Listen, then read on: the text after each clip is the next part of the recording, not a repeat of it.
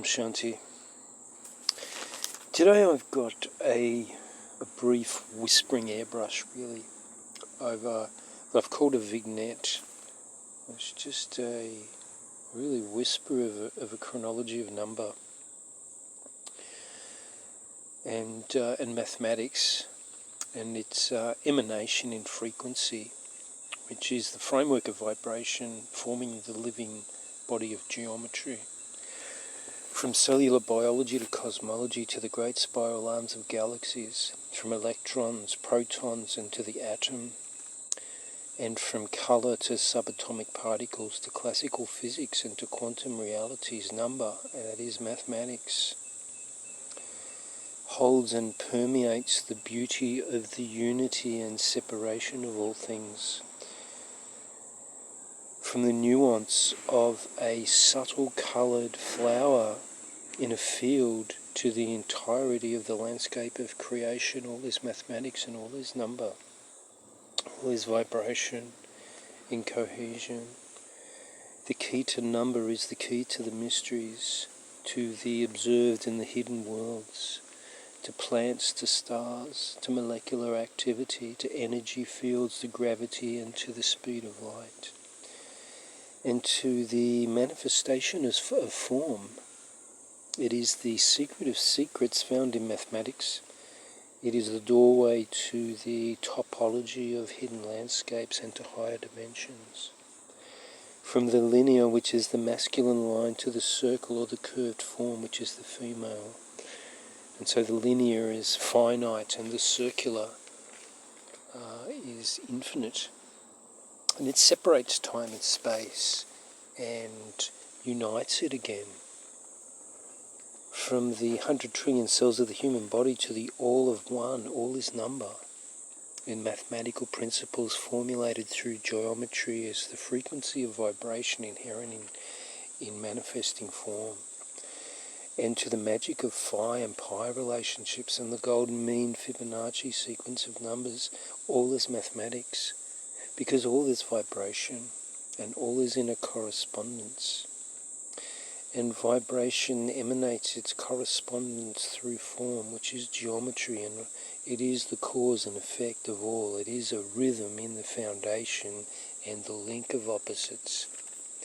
It is also the art of unravelling biology and every science, which join into the one and come from the one. Understood by Pythagoras, Plato, Archimedes, Aristotle, Kepler, Ptolemy, Euclid, Isaac Newton in the Principia, I've got to admit, one of my favourites, the Principia, the Principles of Mathematics and Natural Philosophy of Isaac Newton, and Fibonacci, Descartes, Pascal, Leibniz, obviously Einstein, Socrates, to Plato, to Aristotle, to Alexander the Great, and Socrates being the teacher of Plato, being the teacher of Aristotle, being the teacher of Alexander the Great. Who we know about Alexander, I'm not going to go on about that, but Alexander really initially the goal to enter and sort of conquer, more cohabit Egypt in his quest for the Emerald Tablet. I'm not going to get into that either as another complete story, and it's certainly not a whisper. But the unexpected, early and suspicious demise of Alexander and his empire going to Ptolemy's general.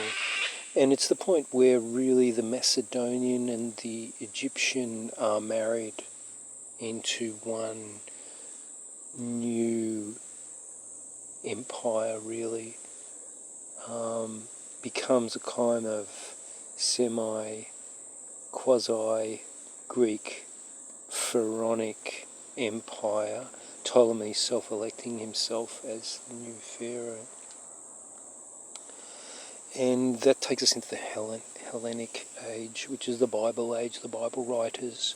And really the mind dies there under the suffocating canopy of the heathen Rome, really, who kidnapped the ideas of the Greeks, especially with Aristotle's study of logic, which determined scientific reasoning and the rational logical reasoning of mathematics, scientific understandings, and Rome's invention of the contemporary Western world for 2,000 years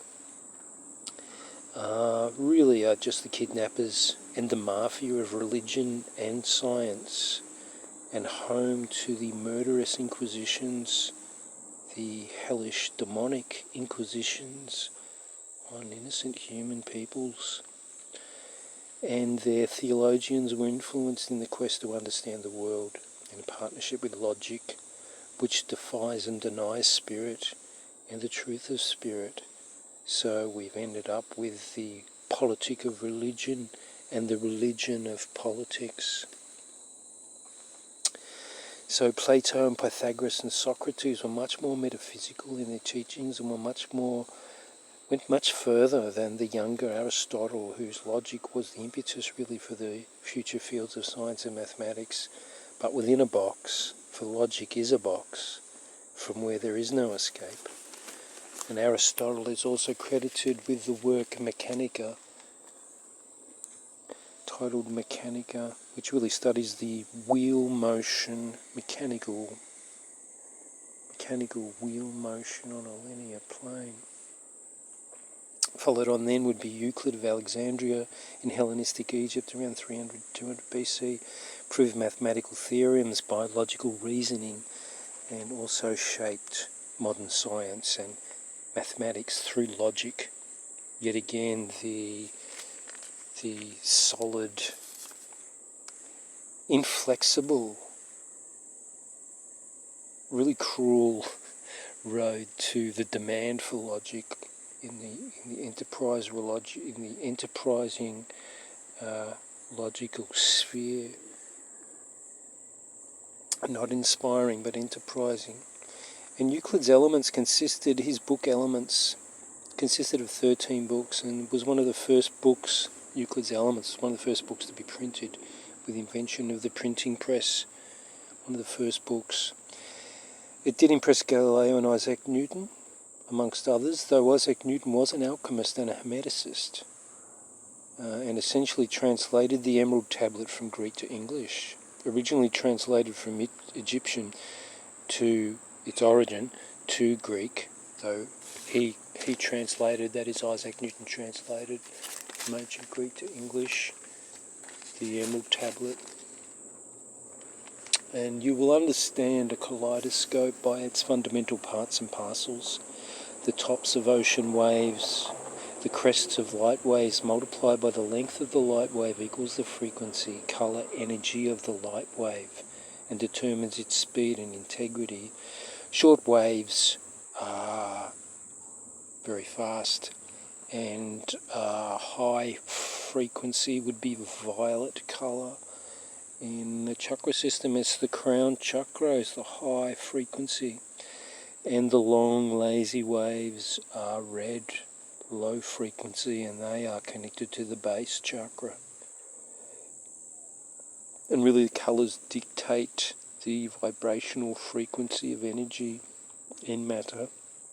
So the world is a myriad, a mosaic, a synchronistic effect.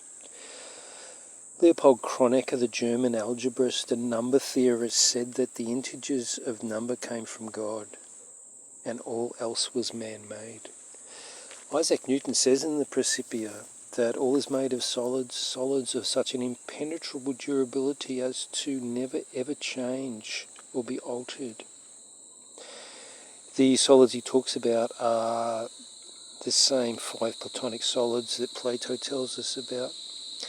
And Isaac Newton tells us that they were made as they were intended to be in the beginning, because God had made them, and God had made them as he intended them to be. And so these solids emit wavelengths, and these wavelengths are emitted by atoms that were measurable in 1925, which gave clues to the structure of the atom. The ratio of atomic weights were evidenced in an atomic nucleus made up of a similar ratio of nucleons. The nucleons are protons and electrons, leading for us to be aware of and to know the atomic mass of isotopes, confirmed by Einstein's equations of energy equals mass by the speed of light squared. And Carl Gauss tells us in the 1700s that mathematics is the queen of sciences and number is the queen of mathematics. It grows, end of quote, it grows our intellectual understandings, obviously, and develops a modern language and creates our understanding dwellings, you might say.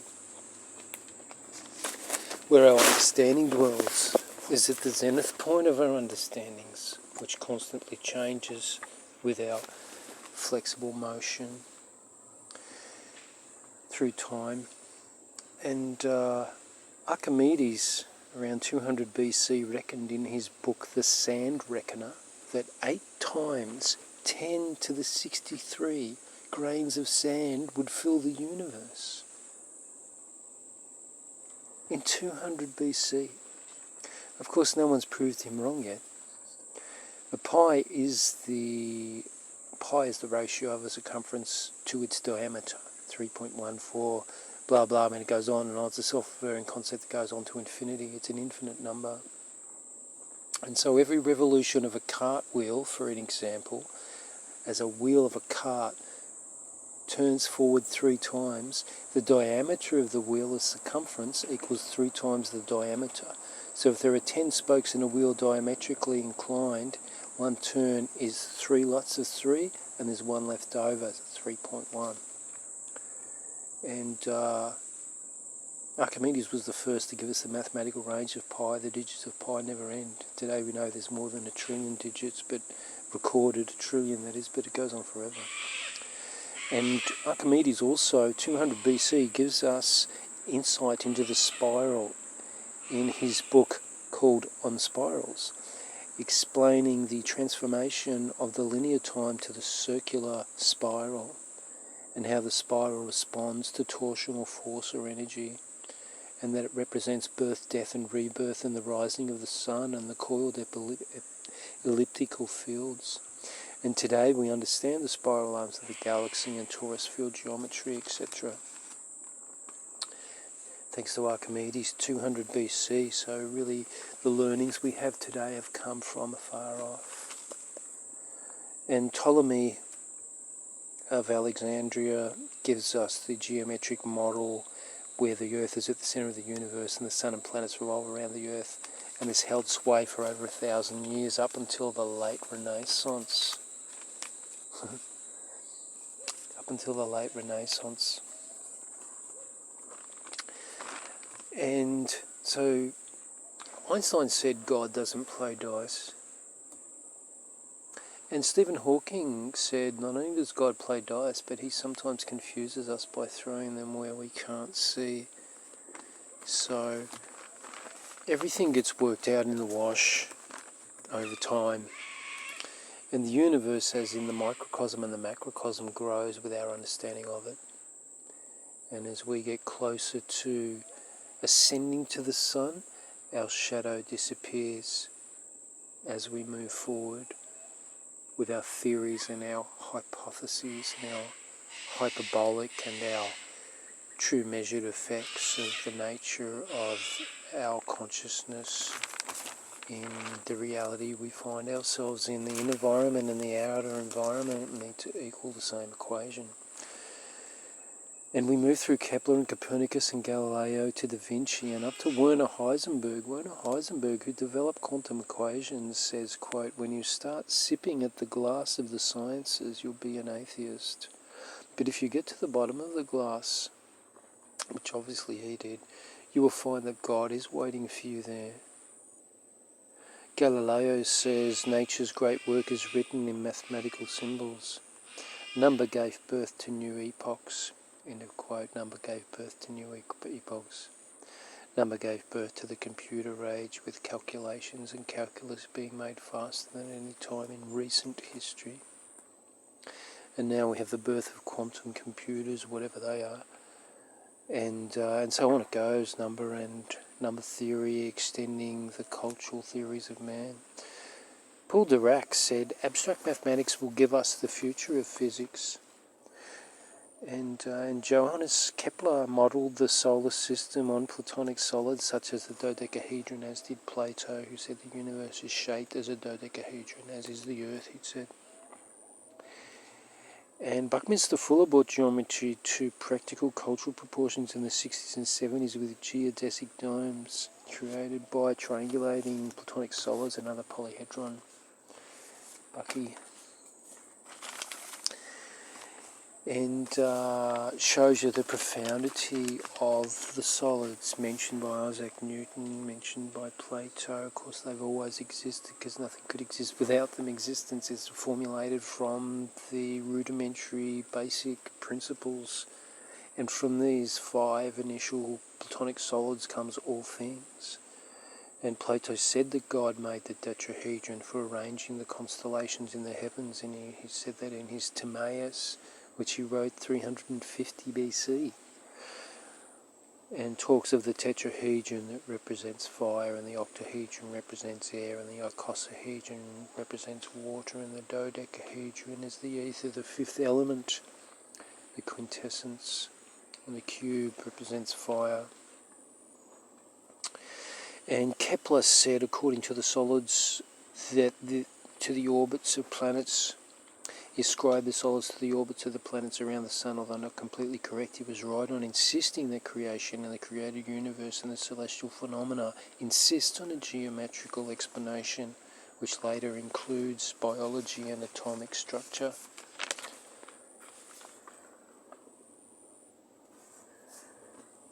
And Fibonacci, there's a lot of information about Fibonacci at the moment, and rightly so, but really, he's known as Leonardo of Pisa. Leonardo, a wealthy man, a wealthy merchant of the medieval world. He published his book called the Book of the Abacus. Of course, the abacus refers to the Babylonian calculation device used in 300 BC. It's also been called the first computer because of its counting speed, made of stones on rods in wood or iron box, to a really fast speed calculation of numbers. And Fibonacci really brought Hindi Arabic numerals to Europe and to the West, replacing lazy Roman numerals. All they ever did really was steal things. And anyway, this is, it's all over the internet, Fibonacci, so I won't go on about it. Is God a mathematician? Of course, everything is made of numbers. Nature is mathematics. Nature is designed by God. If the 64 squares of a chessboard invented by Sisser, is it a coincidence that there are 64 squares? Nothing is a coincidence. It represents the tetragrammaton. Mathematics grows to infinity. All angels approach their Creator. So the soul of immensity dwells in minutiae, and in narrowest limits there are really no limits in here. What joy to discern the minute in infinity, the vast to be perceived in the small. What divinity is a quote from the Swiss mathematician Jacob Bernoulli from the 1600s. Jacob Bernoulli. In the 1500s, Luca Pacioli published The Divine Proportion, and Luca was a close friend of Da Vinci's. The mathematics of the spiral spins out of growing rectangles, the ever-growing rectangles. The sides are in a golden ratio and continue to infinity. The point where all golden rectangles converge was called the Eye of God. And Leibniz called imaginary numbers negative numbers that have a square root. To quote, he says, a wonderful flight of God's Spirit. They are almost amphibious because they are between being and not being. It might be arrogantly considered that we are smart modern peoples that have designed the intelligence of today's world, but the ever so long elongative arm of science, math, art and philosophy has been growing as the maturity of the human mind over time. We have circular spherical mathematics as in the global earth from ancient Greece, whereas ancient Egypt is actually the far distant future, because smart and smug as we are today, we still don't understand it yet. The Kemetic wisdom is only found in the mysteries, not out in the out-front world, the world of prizes and awards, are really rediscovered realities hidden and forgotten and found in piecemeal by the contemporaries. We aren't really moderns. Today and by tomorrow we can intellectually discover and archaeologically discover and learn to mentally understand another grain of sand in the seemingly endless deserts of history. The contemporaries still scratch their heads at the ancient races that an image of plasma fusion can be carved out as a petroglyph from thousands of years ago has the smart ones perplexed. The chemical compositions of stars and how the vocal cords produce speech, well, all is by vibration. The ancient knowledge supersedes us as it is impressed within all contemporary rediscoveries. Fourier, who accompanied Napoleon into Egypt, studied Egyptian artifacts and copied mathematical theory of heat and wrote it down at around 1800. It says every curve, no matter what its nature, can be reduced by a superimposition of harmonic curves. Every curve can be built up by piles of waves. It was a profound understanding coming out of Egypt. And it does sound like Pythagoras, doesn't it, from Egypt? And it does sound like Plato too, doesn't it, from Egypt? This understanding gives us, that is Fourier's understanding, gives us vibration analysis and image processing, MRI, and countless formulations in today's modern world, as all is from Egypt, and too many others to mention. The contemporaries have found a mere memory, nothing more. Nothing is invented, nothing new under the sun, just discovered and rediscovered. From string theory to quantum theory, the closer we move to pure number, mathematics runs reality. Mathematics runs reality, cause and effect. Schrodinger's wave equations, which is our reality and events, are really represented in terms of wave functions which rely on imaginary numbers. Relativity, quantum mechanics, consciousness is connected through mathematical systems. And hexagonal arrangements were proved to be the most effective in 3D by Kepler. That's the hexagon. Most concise and effective energetically and structurally within the circle by the genius Kepler. I love Kepler. And the spiral was influenced in Europe by Descartes in the 1600s and shaped by Jacob Bernoulli, yet again. Infinite fractal geometry, even of the Mandelbrot set, and these fractals trace their way through history. So there's a current underpinning all time and space and all conscious awareness, and occasionally we dig deep enough to scratch upon the surface of it and record it and get Nobel Prizes, etc. The evolving things of mathematics illuminates our potentiality to understand and create in nature as architects of number. We design the new culturally expressed, engineered worlds we occupy.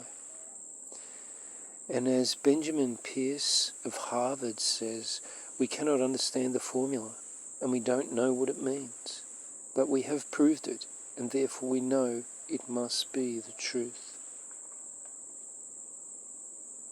What is the goal of science, of mysticism, of math? Truth and only truth, for how else can we move forward?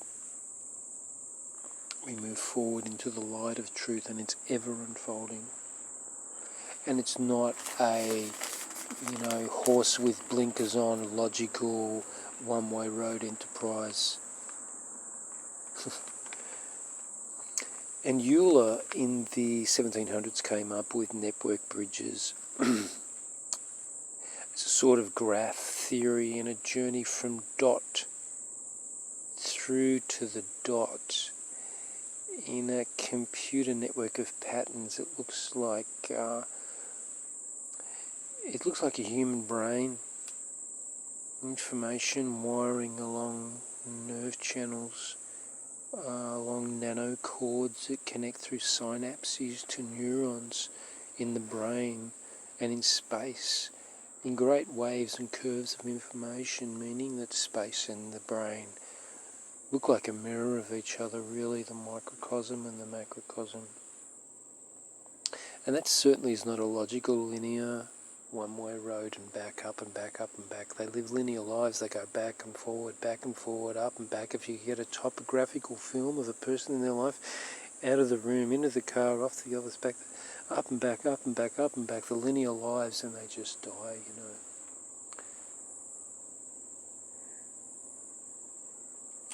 Today we use Euler's formula for polyhedra. And the Icosian and Gore in the 1800s are used now for traffic flow control, how diseases spread, and social networks. It's really how the internet works from these network bridges, which was reiterated by Gore in the 1800s. And also in the early 1800s, Charles Babbage once wrote, "Miracles are not a breach of established laws, but they indicate the existence for higher laws." Babbage argued that miracles occur in a mechanistic world, for they are higher dimensional principles. God, he said, could program irregularities in nature. Of course, to think what is only real is what is only real to the human mind is ludicrous and the opposite of intelligence. He, that is, Babbage, invented a hand-cranked computer, really the first computer, an archetype for contemporary computers in the 1800s, the early 1800s. And the poet, Lord Byron the poet, his daughter Ada, gave specifics to Babbage for his hand-cranked computer.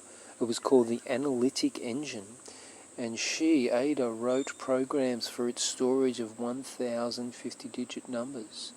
And Ada became the first computer programmer of contemporary history, and he the first computer designer, that is Charles Babbage in the early 1800s. So the computer wasn't made today, but it's a result of an effect of the learned, as all things are. The nature of being is what it is becoming. And Mobius in the early 1800s also developed projective geometry, which has to do with perceived incidences, where lines, planes, and points enter and collide or do not. So projective geometry is concerned with the result from projecting the objects onto another surface, which can be visualized as shadows of solid objects. Now, doesn't that remind you of Plato's cave and also the idea of television? What do you think? Non-Euclidean geometry refers to a line that is not fixed to a dot, as in a rigid straight linear line only, but has parallels. It curves, as in space-time. It warps, approximating gravitational bodies such as the sun and the moon and the earth. It warps like an elongative, elastic web, like a spider web made of rubber, I suppose, or strings bending and stretching beneath and around a solid body. And Einstein's space-time theory depends on non-Euclidean geometry and gives us relativity. Euclid from 300 BC. Euclid's Elements, in his book Euclid's Elements, 300 BC. And man can learn and know of the worlds around him, but he can only know himself through soul consciousness. You must know yourself in the world you occupy. It's interesting to know the world you occupy, but you must know yourself and who you truly are in relation to the world you occupy, and you'll find that they are the same thing. We are not separate. It's only the idea of skin that separates us from reality. We are the reality. We are the universe. It's nice to know what's around you, but it's profound to know how you're designed to fit into it. Man is the first and last piece of the jigsaw puzzle, the alpha and the beta.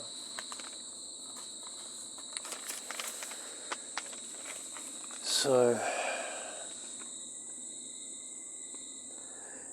quaternities. Quaternities invented by the Irishman, Hamilton. Hamilton in the 1800s again gives us four-dimensional numbers. And they describe the motion in 3 dimensions and are applied to computer graphics, virtual realities, video game programming, to the flight software of the space shuttle, to navigation and flight control. Hamilton came up with these quaternities in the 1800s. And so it's not so much the discovery of a 3D printer, but what is it used for? We progress from what we use things for. We progress or we die by what we use things for. So as with a 3D printer, do you print a flower or do you print a gun? And here lies the impetus for creation and destruction. It lies in the morality of man. The impetus for who we become lies within the reality of man, dictates our futures. Hamilton says, walking across a bridge in Dublin in 1843 with his wife, the entirety of his ideas came to him in a flash. Is this one of Babbage's miracles that appear in the mechanistic world that are of a higher dimensional principle? It would appear so. If so, then who is making history? In his On a New Class of Heavens, James Sylvester first coined the word matrix in the 1800s. The matrix, the word first formed by James Sylvester in the 1800s, referring to rectangular arrangements or an array of elements that can be added or multiplied, matrices of linear equations. The theory dates back to China, actually, though, before the birth of Christ, with the Chinese magic squares. And Leibniz in the 1600s also explored matrix elements. Matrices, not the sleeping mattresses. The matrix are used in data encryption and quantum mechanics and studies of atomic structure and game theory and electrical programming and the dishonour of economic models, hence the matrix. So human development or destruction is a long story, a minute in infinity, as Berioli tells us. The inventor or realizer of error corrections in digital communications was Louis Gross in the mid-1800s. Error corrections in digital communications. The true inventor or realizer of the grey binary code used in computer science comes from Gross in the 1800s.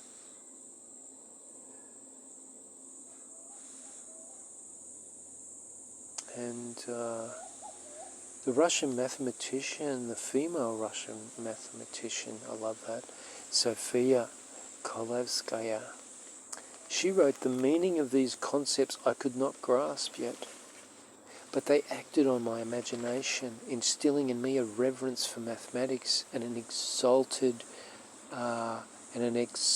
excited state for the mysteries and the mysterious science which opens up to its initiates a new world of wonders inaccessible to ordinary mortals. When Sophia was 11 years old, her bedroom walls were covered in mathematical equations. She says it is impossible to be a mathematician without being a poet in soul. As Einstein riding his bike at the age of 12, pondering what would happen if he were moving faster than the speed of light, and entailed a whole imaginary link to the answers to questions that plague the human mind, as if they're floating in free space waiting to be invited in or unlocked. And the entire periodic table was revealed in a flash in a dream, and written down faultlessly, and it's still used today. And Cantor introduced transfinite numbers in geometry in the 1800s again, and denote the relative size of an infinite collection of numbers called Aleph Zero, which counts integers, and integers are infinite, proving higher levels of infinity. His new concepts on infinity drew endless criticism, but mathematician David Hilbert described Cantor as the finest product of mathematical genius and one of the supreme achievements of purely intellectual human activity. Great mathematician David Hilbert. And Cantor himself says, I entertain no doubts to the truth of transfinite numbers, which I recognized with God's help. He says transfinite, that is infinite numbers, are real because, quote, God told me so. And it would have diminished God's power had God only created finite numbers. Sylvester says mathematics is not a book confined within a cover. It is not a mine whose treasures fill only a limited number of veins. It is limitless. Its possibilities are as infinite as the worlds which are forever crowding in and multiplying upon the astronomer's gaze. Again, David Hilbert says, science is full of life as long as it offers an abundance of problems, because a lack of problems is a sign of death. It's a profound insight into human life, human activity, and human progression. We have to have problems. We're unfolding the patterns of problems into understanding every second of our lives, and we need to appreciate how much we need to engage the mind in working out reality as it changes. And it might not be what it seems, but there are undercurrents and there are overcurrents, the above and the below. A quest for the possible patterns of pi play a key role in Carl Sagan's novel, worth mentioning, Carl Sagan's novel Contact, where aliens coded a picture of a circle in the digits of pi, suggesting the theological implications that the universe could have been carefully constructed to reveal infinite messages in the constant of nature. In atomic coordinates in our DNA, does pi make us immortal? Does pi make us immortal? God says, I am the centre of the circle with no circumference. I'm everywhere and immeasurable. As Shakespeare says, all things come full circle. And Mary Boyle of the Boylean algebra of the 1900s, the early 1900s, said, angels and the square root of negative mathematical quantities are messages from the as yet unknown, and come to tell us where we are to go next, and the shortest road to get there, and where we should not go just yet. And Kurt Gödel, an eminent Austrian mathematician, is called the most brilliant logicians of the 20th century. When at Princeton University, Gödel's closest friend was Albert Einstein. In 1970, Kurt Gödel produced a proof paper less than a page long, proving mathematically the existence of God, which blew away his contemporaries. Hans von Baer said that by translating zeros and ones, the binary system of both DNA and computer software into a Morse code, quote, "Every conceivable finite sequence of words is buried somewhere in the string's tedious gobbledygook. Every love letter, every word, every novel ever written. You may have to travel along that string for billions of light years before you find them, but they are all there somewhere." And Martin Gardner writes, "Since the beginning of history, unusual coincidences have strengthened belief in the influence on life of occult forces. Events seem to miraculously violate the laws of probability and are attributed to God, or at least attributed to mysterious laws unknown to science and maths." Gardner continues, "Perhaps an angel of the Lord surveyed an endless sea of chaos, then troubled it gently with his finger. In this tiny and temporary swirl of equations, our cosmos took shape." And I call this a vignette. It's just a small whisper of a vignette of the quick look at the chronology of numbers flying past through man's cognitive arrangement of himself in time and space and his understanding of it. I hope it was interesting. Om Shanti.